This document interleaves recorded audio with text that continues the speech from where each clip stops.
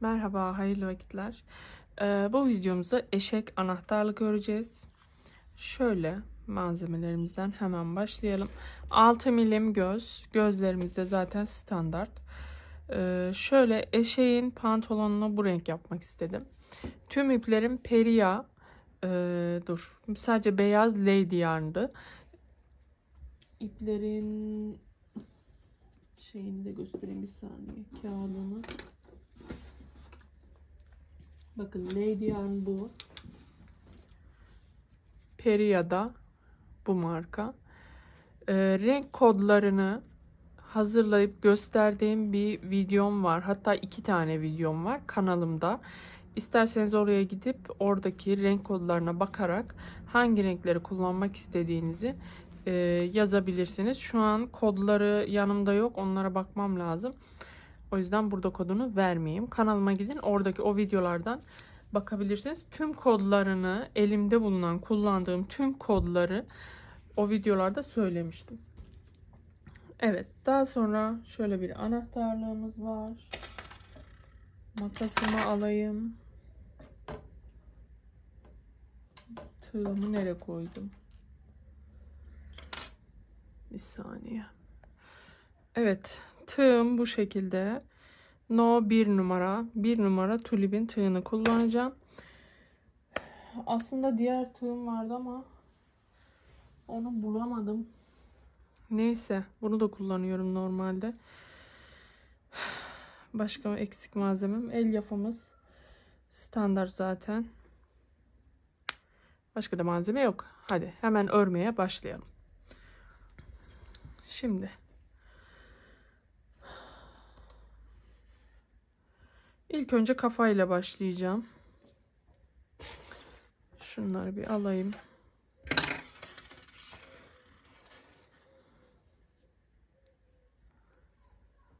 Koştur koştur tığ aradım ama hala bakıyorum ama yok yani. Evet, sihirli halkamı yaptım. İçerisine 6 sık iğnemi yapıyorum.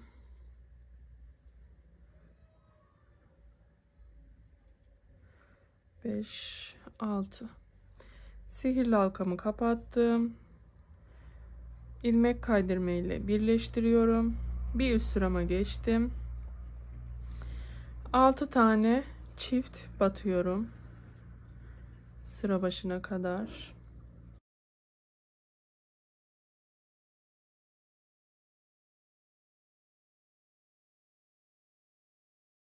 Üçüncü sıramdayım. Bir ör bir arttır yapıyorum 6 defa.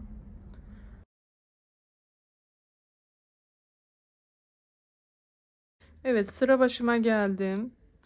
2 ör bir arttır yapıyorum 6 defa yine.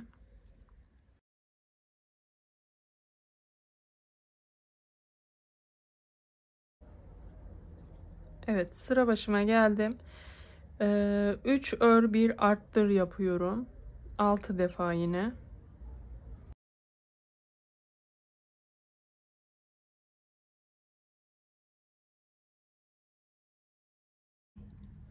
Evet, sıra başıma geldim. 2 3 4 ör bir arttır yapıyorum. Yine 6 defa.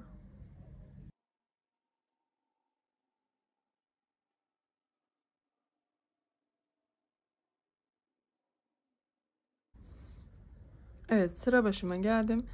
Şimdi 5 ör bir arttır yapacağım. Yine 6 defa.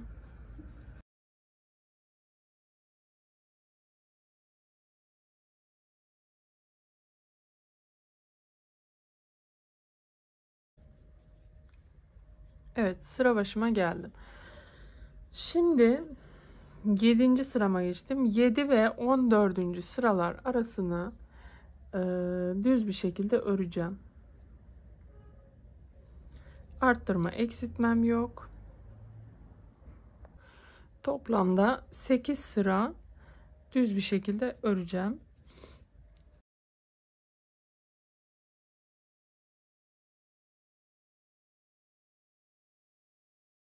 Evet, düz kısımlarımı ördüm. Şimdi sıra başına geldim.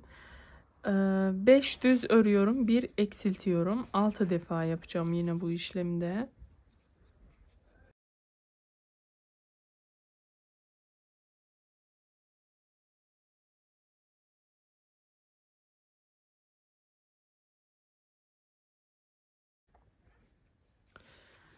Evet, sıra başıma geldim. Şimdi 4 örüyorum, bir eksiltiyorum. Yine 6 defa.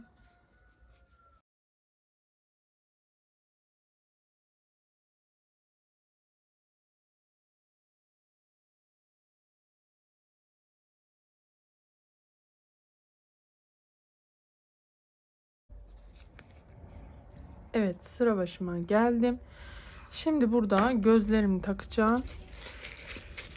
Gözleri 8 ve 9. sıralar arasına, aralarında 4 sık iğne kalacak şekilde takıyoruz. 2, 4, 6, 8.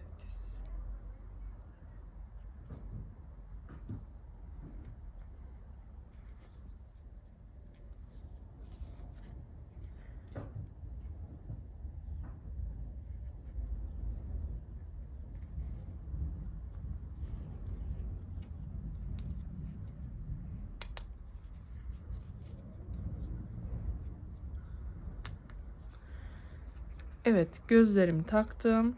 Şimdi devam ediyorum. 3 ör, bir eksilt yapıyorum. Yine 6 defa.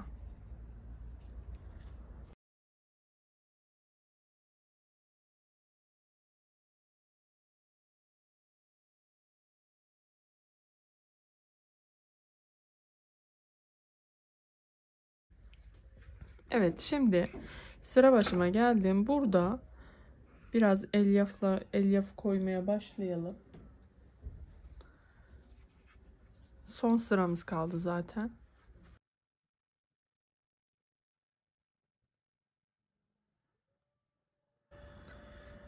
Evet, elyafımı koydum. Şimdi son sıramı yapacağım. 2 ör, bir eksilt yapacağım. 6 defa.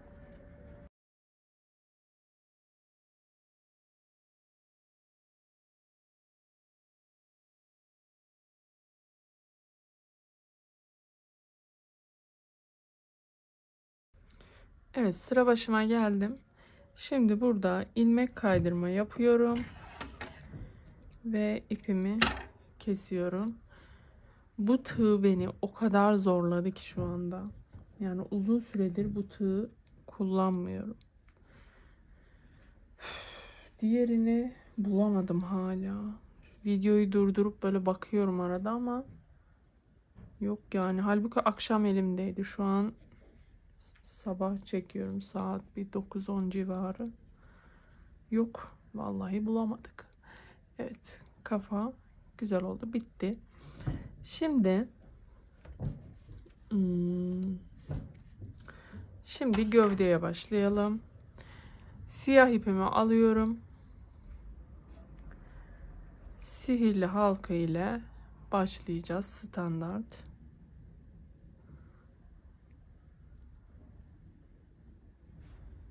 Sihirli halkama 6 tane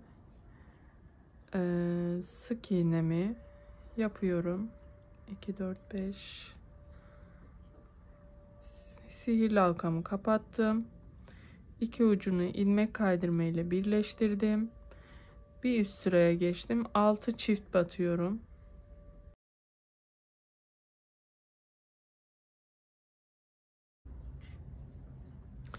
Evet, 6 arttırmamı yaptım. Sıra başıma geldim. Şimdi bir sıra düz öreceğim 12 sık iğnemi.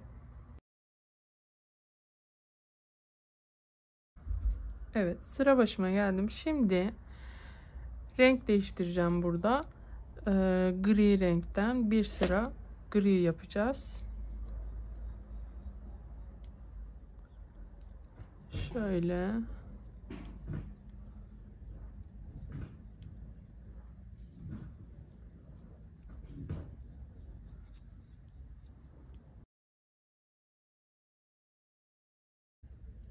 Evet.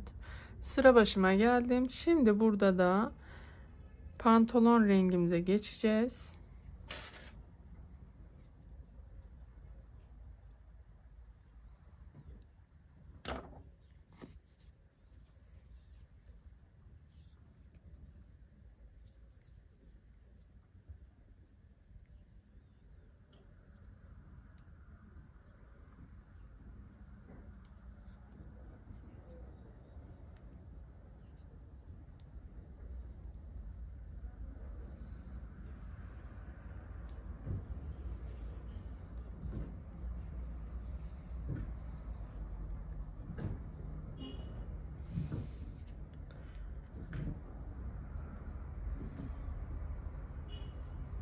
Evet, şu sıramı bir öreyim.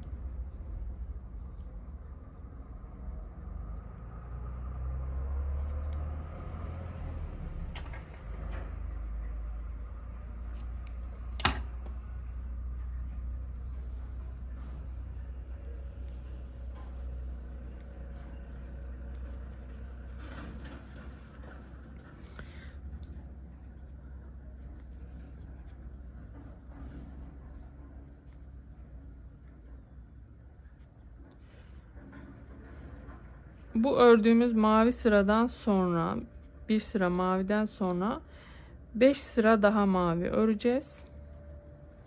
Toplamda 10 sıramız olacak bacakta. Şunları bir alayım.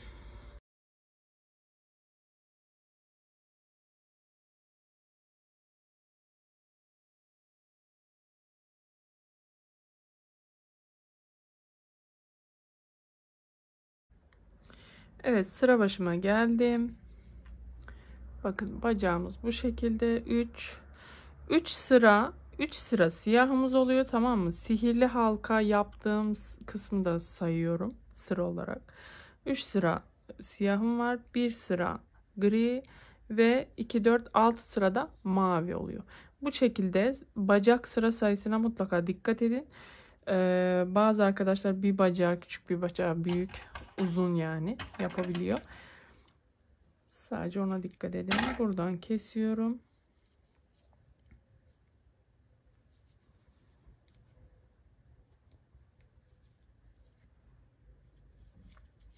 Hemen ben diğer bacağı da öreyim. Aynı şekilde geliyorum. Evet, ikinci bacağımı da ördüm. Şimdi 2 zincir çekiyorum ve ikinci bacağımdan ilmek kaydırma ile birleştiriyorum. Şimdi 12 sık iğne bir bacaktan alıyorum.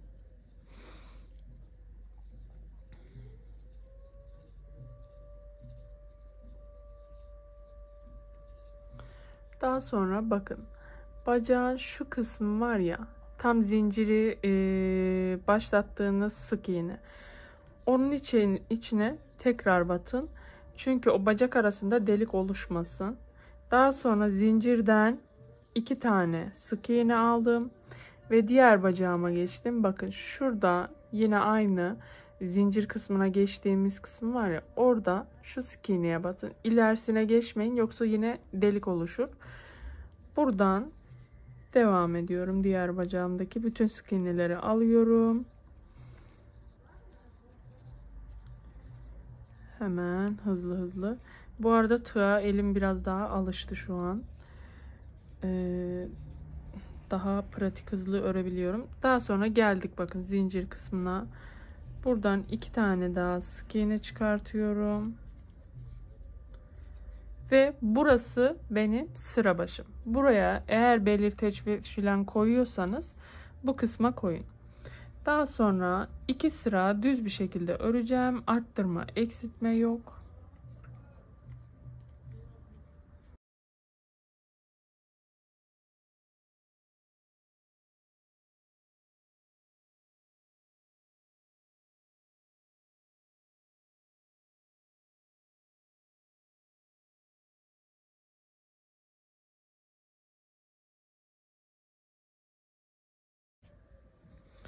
Evet, sıra başıma geldim. Şimdi burada bir sıra bloğ olarak öreceğim. Bloğ örümü nasıl? Şöyle göstereyim. Bakın şu sık iğnemiz V şeklinde ya. Şu iç taraftaki ilmeğinden alıyorum. Devamlı ilmeklerimi, sık iğnelerimi. Bu şekilde sıra başına kadar gidiyorum. Bu bloğu kesmeleri, arttırmaları, bunların hepsini kanalımda videoları vardı sanıyorum. Yani koymuştum diye hatırlıyorum uzun süre önce. Koymadıklarıma da tekrar bakayım. İnşallah onları da en kısa sürede koymaya çalışayım. Bu yardımcı videoları, dikiş videoları özellikle detaylı kanalımda var. Hepsine bakabilirsiniz. Evet, sıra başıma geldim. Şimdi burada renk değiştireceğim. Griye geçiyorum.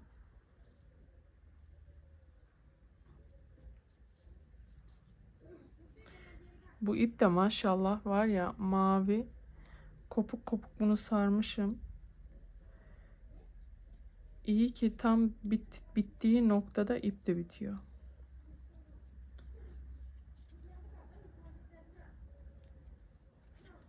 Evet. Şimdi şu mavi ipimi keseyim buradan. Şimdi 3 sıra düz bir şekilde öreceğim griyi. Arttırma, eksiltme yok.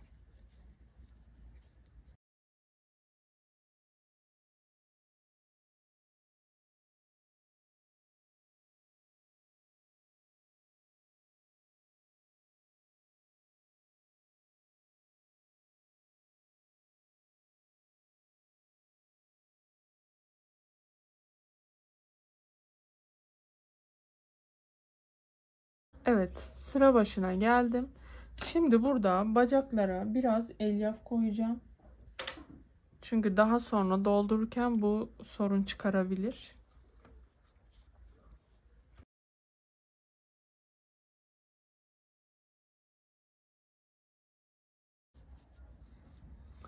Evet.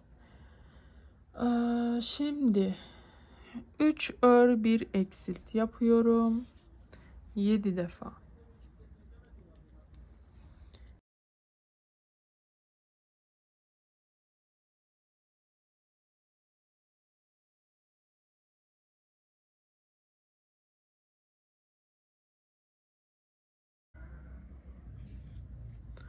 Burada tarifte 7 defa yazmışım fakat 6 defa oluyor. Sayı değil. Sanırım orada bir yanlış yazmışım.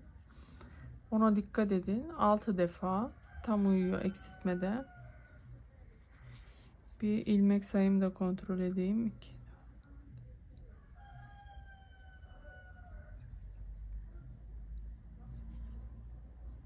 İlmek sayım tam oluyor.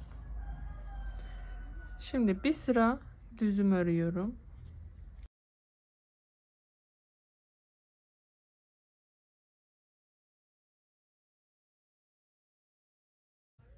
Evet. 2 Şimdi 2 ör 1 eksilt yapacağım. 3 defa 2 ör 1 eksilt yapacağım. 2 3 defa 2 ör 1 eksilt yapıyorum. Daha sonra sıra başına kadar düz bir şekilde örüyoruz. Arttırma, eksiltme yapmıyoruz.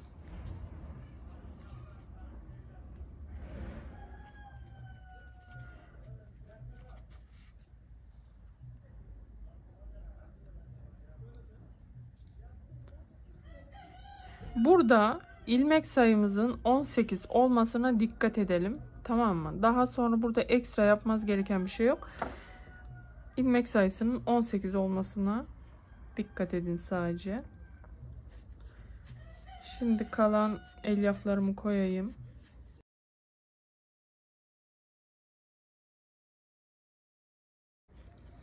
Evet. Şimdi 2 sıra düz öreceğim ve gövdem bitecek. 2 sıra bu elimdeki 18 sık iğnemi düz bir şekilde öreceğim.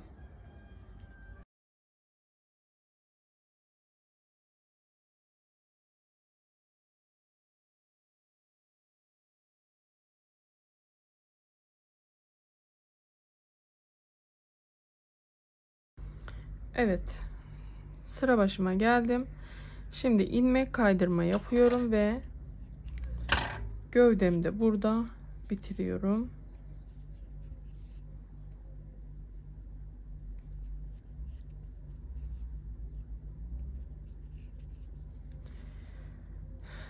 Evet, şimdi kola başlayalım. Kolda elyaf olmayacak. Kolu düz öreceğiz sadece. Zaten çok minik bir parça. Hemen sihirli halkamı yapıyorum. Siyah iple.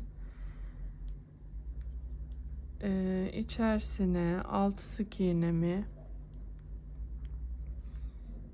doldurayım. 2 4 5 6 sık iğnemi yaptım. Sihirli halkamı kapattım. Evet, sihirli halkamı kapattım. İlmek kaydırma ile. Şimdi ikinci sıramdayım. 2 tane arttıracağım. Bir arttırmamı yaptım. Bir daha arttırma yapıyorum. 4 tane düz örüyorum ve sıra başıma geldim. Şimdi ipimizi değiştireceğiz. Aldım ilmeğimi. Griye geçiyorum. Elyaf böyle dökülüyor, böyle tozu. Şimdi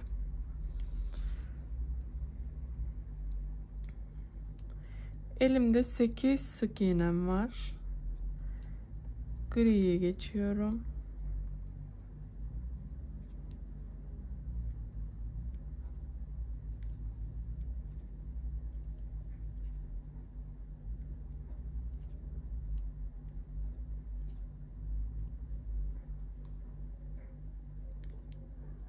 Evet. Şimdi şu siyah keseyim bir. Onunla işimiz kalmadı. Daha sonra 10. sıraya kadar bu griyi düz bir şekilde öreceğiz arkadaşlar.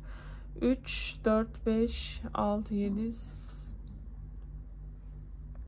toplamda 8 sıra gri yapacağız. Arttırma eksiltme yapmadan.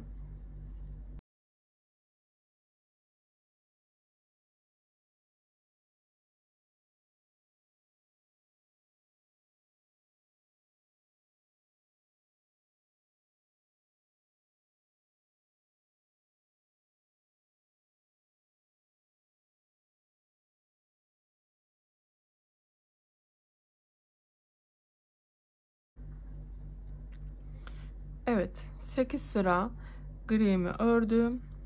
Sıra başına geldim. İlmek kaydırmamı yaptım ve ipimi kesiyorum. Her parçadan sonra mutlaka bakın, ipinizi böyle gizleyin. Daha sonra dikerken çok daha pratik olacak. Hemen tık tık dikiveririz. Şimdi kulaklara geçelim. Bundan parçalarını daha sonra öreceğim ben kamera arkasında, çiftlerini. Ondan sonra dikiş bölümüne geçeceğiz. Şimdi kulağı da göstereyim size. Gri ile başlıyoruz. Sihirli halkamızı yapıyoruz. İçerisine 6 sık iğnemi, 2 4 5 6 sık iğnemi yaptım. Sihirli halkamı kapattım ilmek kaydırma ile. Daha sonra bir arttırıyorum. Sıradaki sık iğnemi arttırıyorum. Daha sonra 2 sık iğne düz yapıyorum. Tekrar arttırıyorum. Bir tane. Sonra kalan 2 ilmeğimi de tekrar düz bir şekilde örüyorum. Sıra başına geldim. Şimdi 3. sıraya geçiyorum. Bir örüyorum, bir arttırıyorum. Devam ediyoruz aynı sık iğnelerimizden. 3 tane sık iğne düz örüyorum. Bir arttırıyorum. Sonra 2 sık iğne daha örüyorum düz bir şekilde ve sıra başına geldim. Şimdi 3. sıramızı yaptık. Şimdi 4. sıradayız. 2 sık iğne düz bir şekilde gittim. Bir arttırdım. 1 2 3 4 sıra 4 sık iğne düz örüyorum.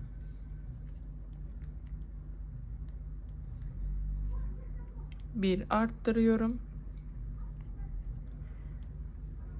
1 2 3 sık iğne düz ördüm. Sıra başıma geldim. Şimdi 2 4 5. sırama geçtim. 1 2 sık iğne düz ördüm.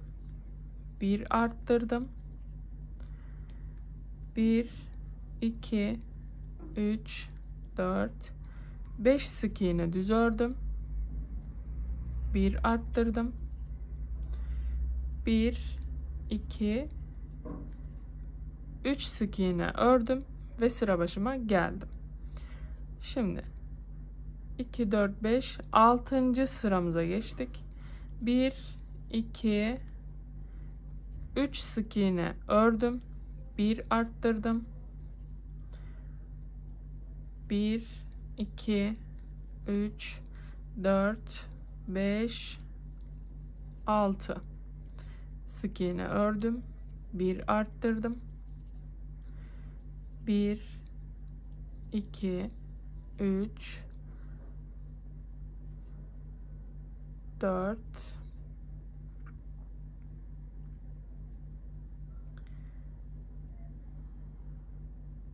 4 değil, hatta 2 sık iğne ördüm.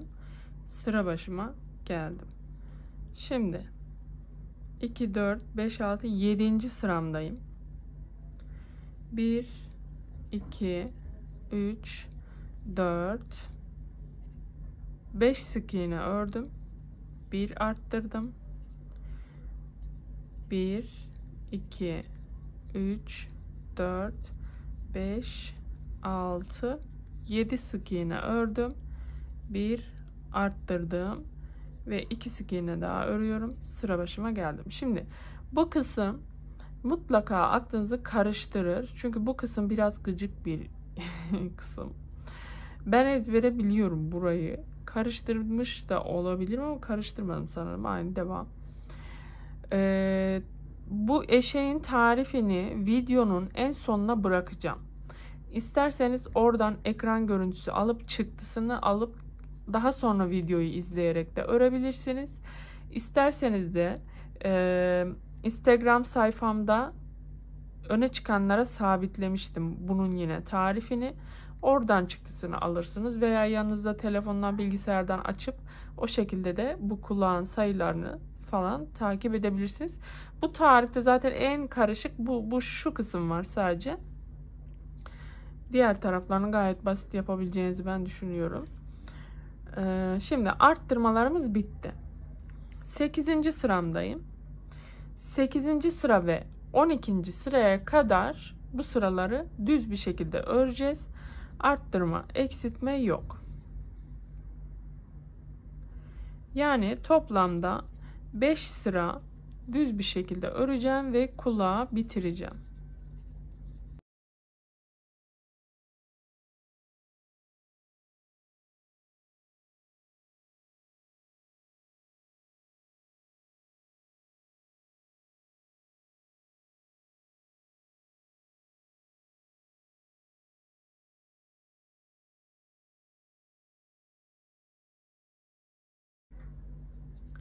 Evet, sıra başına geldim. Şimdi burada bu kulağı ikiye büktüm. Şu karşıdan, bakın şuradan ilmek aldırıyorum. Kulağın şeklini daha dikmeden burada veriyorum. Bakın şöyle. Böyle hem dikişte de daha kolay olacak.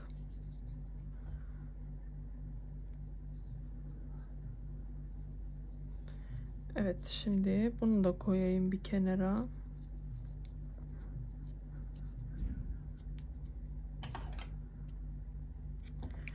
Şimdi ağzını da yapalım.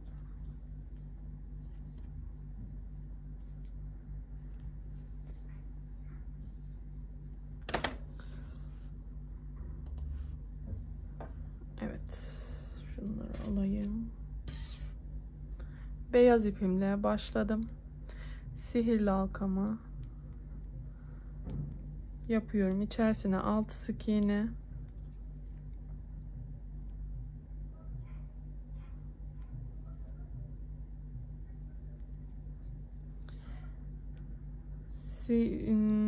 ilmek kaydırma ile sıramı kapattım. Bir üst sıraya geçtim. 6 defa çift olarak batıyorum. Evet, sıra başıma geldim. Şimdi bir ör bir arttır yapıyorum. Yine 6 defa.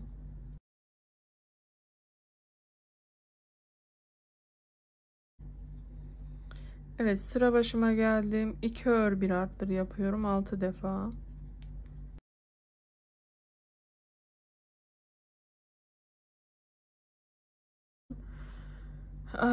Şimdi 5 6 7 8 4 sıra düz bir şekilde öreceğim. Arttırma, eksiltme yok. Toplamda 24 sık iğne olması lazım.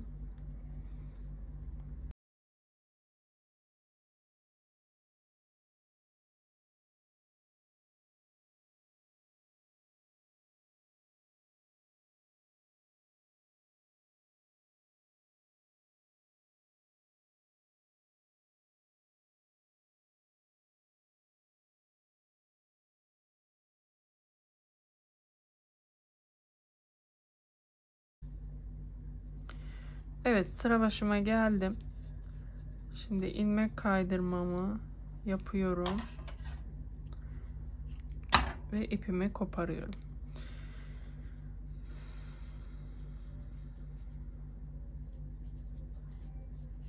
Evet. Şimdi tüm parçalarım tamam. Ben bir kulak ve bir tane daha kol öreyim. Hemen geliyorum. Evet, parçalarımı ördüm. Hemen kamerayı bir. Heh. Şimdi birleştirmeye başlıyorum. Öncelikle şöyle elimde bir yorgan iğnesi var. Yorgan iğnesinin böyle en büyük boyu. Ben set olarak almıştım. Onun en büyük boyunu kullanıyorum. Şunun içerisine birazcık, çok az daha elyaf koyacağım.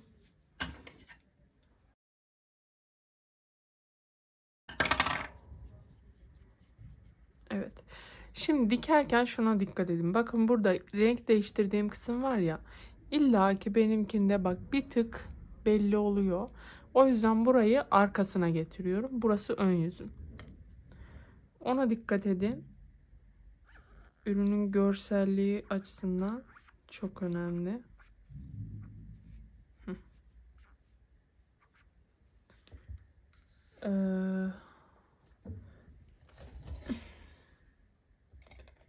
İğnemi alayım.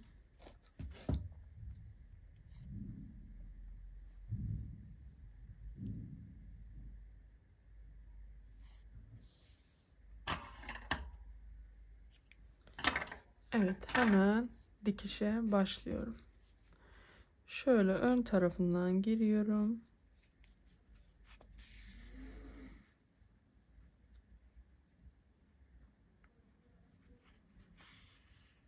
Şöyle bir kafadan bir gövdeden olarak dolanıyorum bu kısımda. Ekstra dikkat etmeniz gereken bir durum yok. Sadece şu gözlerin karşıya baktığına dikkat edin, o kadar. Kafa eğik durmasın.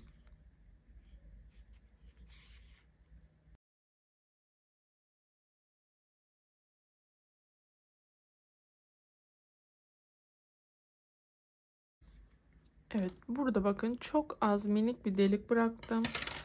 Orada biraz daha elyaf dolduracağım.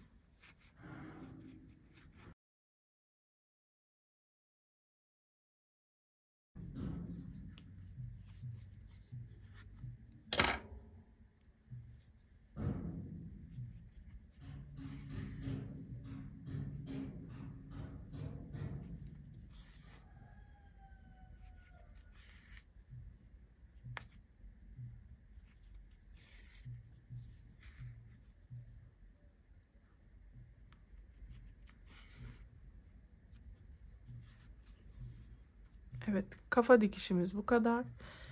Şimdi şöyle 2 sıra aşağısına iniyorum. İpimi koparmadan hemen şöyle kolumu yerleştireceğim. Bakın şu şekilde orantılayarak ve hemen buraya da kolumu dikiyorum.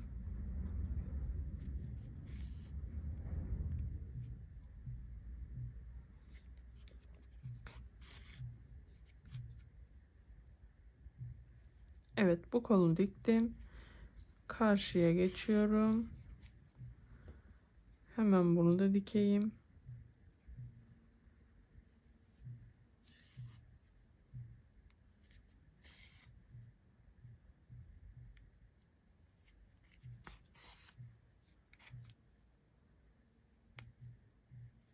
Evet.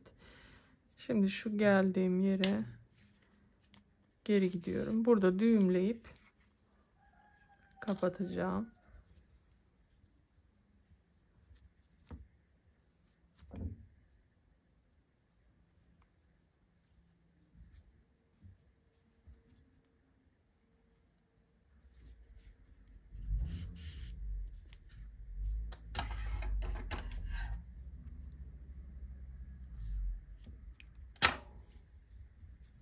Evet, gövdesi bu şekilde.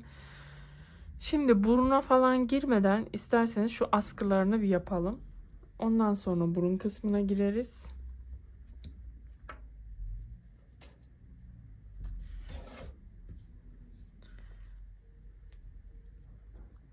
Şimdi arkadan mı başlıyordum? Arkadan başlıyordum. Bakın. Şöyle şu kolunun hizasından şu blok kısmı var ya, o blok kısmından ilmeğimi aldırıyorum.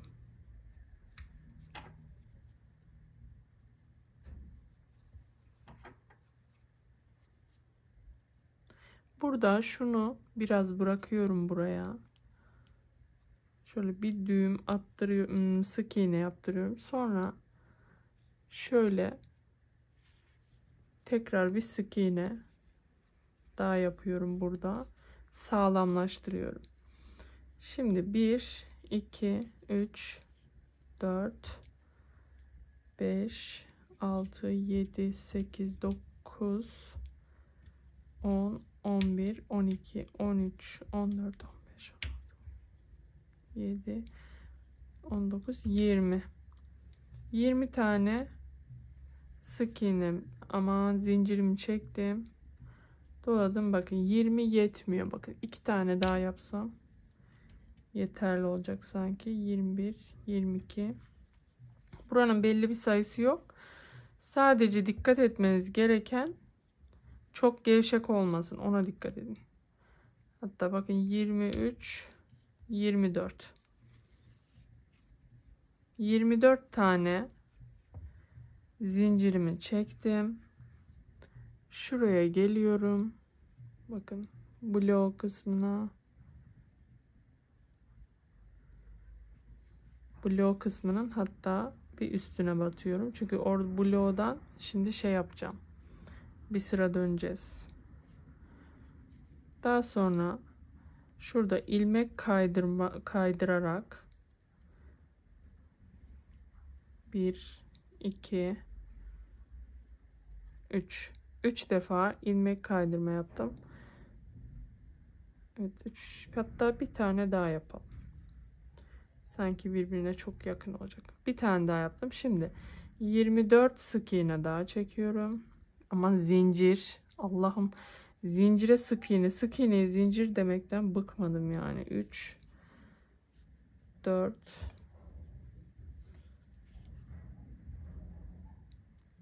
5, 6.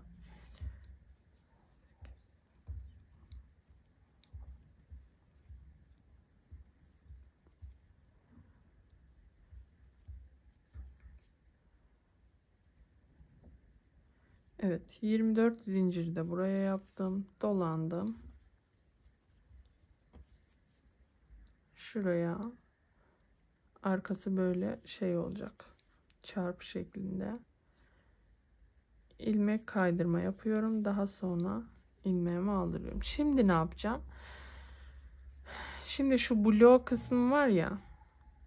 Oraya bir sıra düz şekilde öreceğim.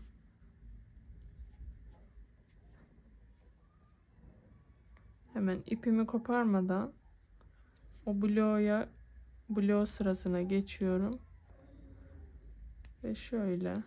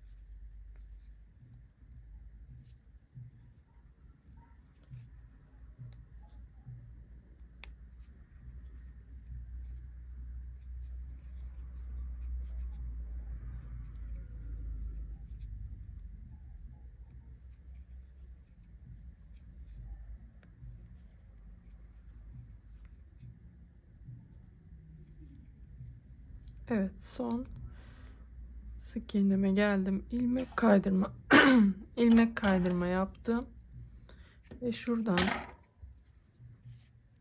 kesiyorum. Şimdi şu iki ip var ya, bunu şu ortada bir yerde birleştireceğim.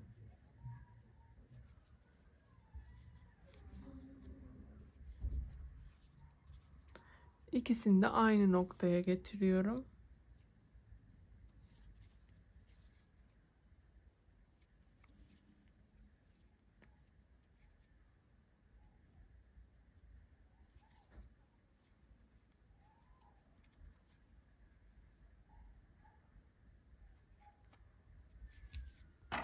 Evet. Burada bağlayacağım ve ipleri burada gizleyeceğim.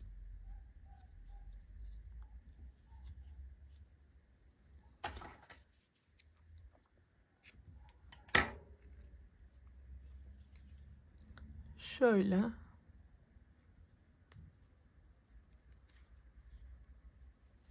Evet.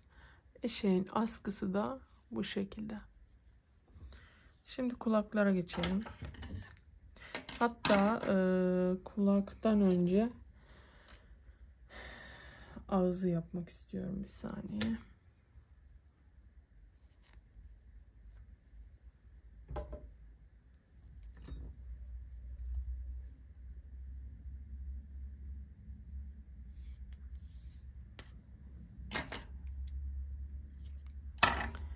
Kulaktan önce ağzı dikelim.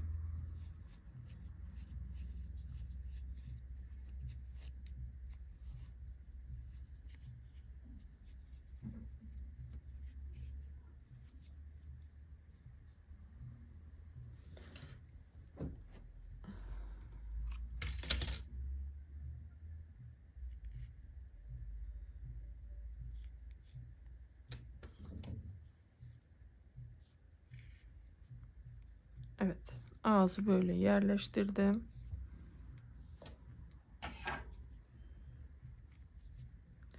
Şöyle yandan giriyorum. Bir ağızdan, bir kafadan.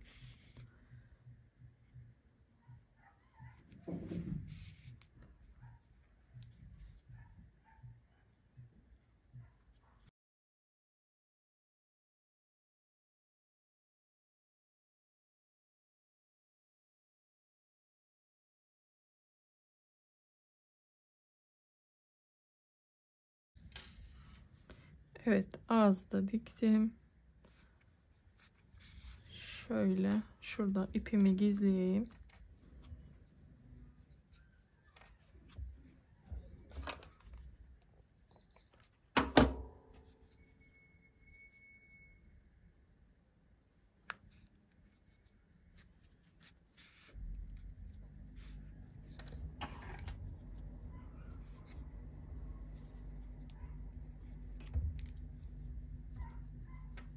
Evet.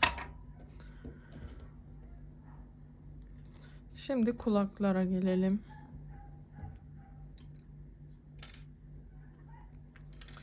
Şöyle kulağın şu arka kısmına geçiriyorum. Ben iğneyi daha sağlam oluyor. Sabitlemek için. Şöyle yerleştiriyorum.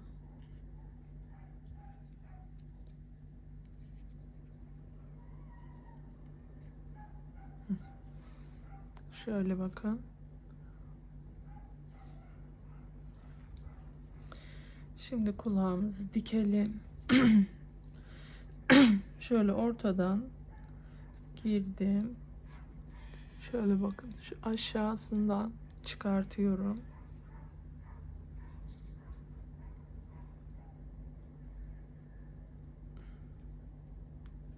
Ve şöyle iki ucundan tutturdum. Burası sadece bu kısım çok önemli. Bu kısmı sabitlediğinizde zaten geri kalanları arka tarafına hani orantılarsınız. Bu kısım bence önemli. Şöyle en son sırasından bir kulaktan bir kafadan olarak böyle dikiyorum.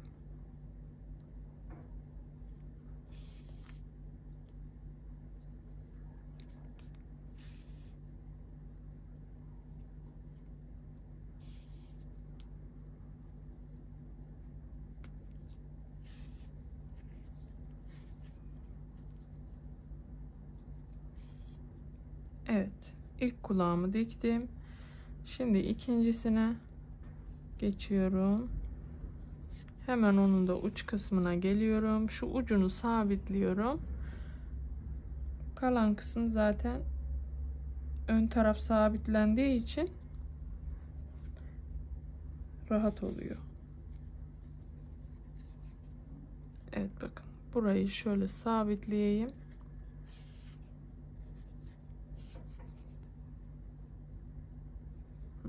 Arkası daha rahat olacak.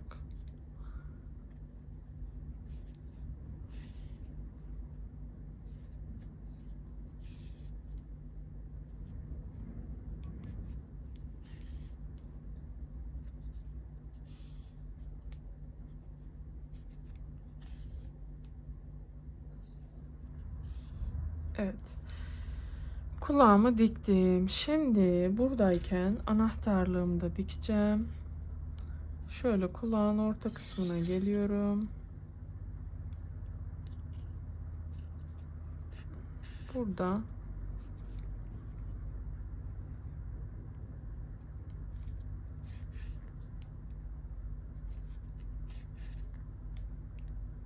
evet, anahtarlığımı da sabitliyorum.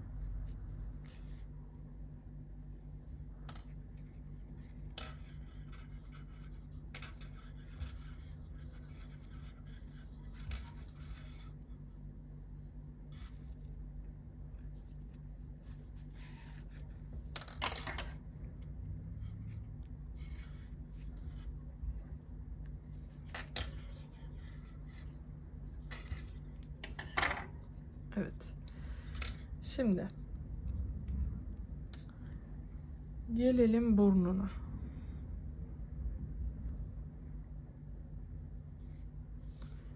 Çok az bir ip lazım. Çok fazlaya gerek yok. Şimdi burnuna şöyle şuradan giriyorum.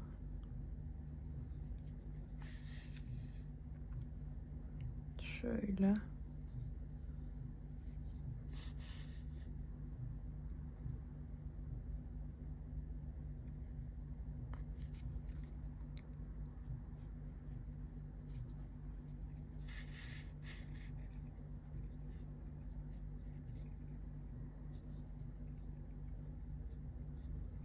Evet.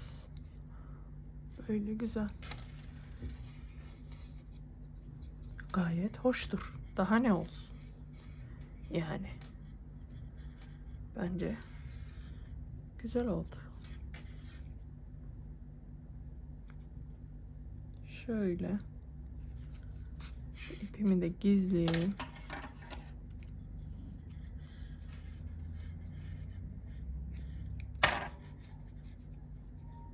Şöyle şekilde verin. Heh. Eşek anahtarlığınız hayırlı olsun. Güle güle kullanın. Evet, güzel oldu.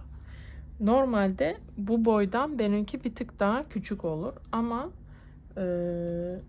işte bu tığı kullandığım için, normal kullandığım tığ daha ince. Onu bulamadığım için bunu ördüm. Çünkü şu an örmeseydim arkadaşlar bu tarif kalacaktı ve daha sonra fırsatım olmayacaktı. O yüzden iyi oldu. Neyse, ördük. Siz daha küçük bir tığıyla örün. Ve kanalıma abone olmayı unutmayın lütfen. Instagram'dan beni takip edebilirsiniz. Daha başka söyleyeceğim bir şey yok. Diğer videoda görüşmek üzere.